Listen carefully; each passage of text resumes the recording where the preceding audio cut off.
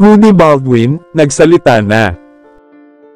Kung pwede lang daw lapitan at sabihin sa mismong tao na siya, o para sa kanya ang social media post niya, ay ginawa na sana daw niya ito.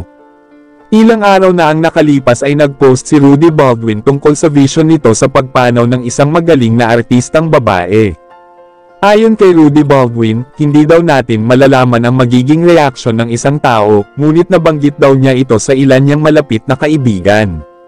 Hindi daw lahat ay nakikita niya, dahil siya ay tao lang din daw, at kung ano lang daw ang ipakita ng Diyos sa kanya, yun lang din daw ang sasabihin niya.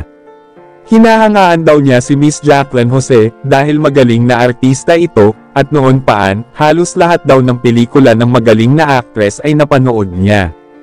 Nakakalungkot ang kanyang pagkamatay, ang payo ni Rudy Baldwin, huwag sayangin ang bawat oras ng buhay natin. Tao sa pusong pakikiramay ang kanyang ipinaabot sa buong pamilya ni Miss Jacqueline Jose, ang katahimikan daw kasama ng Panginoon ay makakasama na niya. Rest in peace Miss Jacqueline Jose, hindi daw mawawala kailanman ang kanyang alaala at pangalan bilang magaling na artista.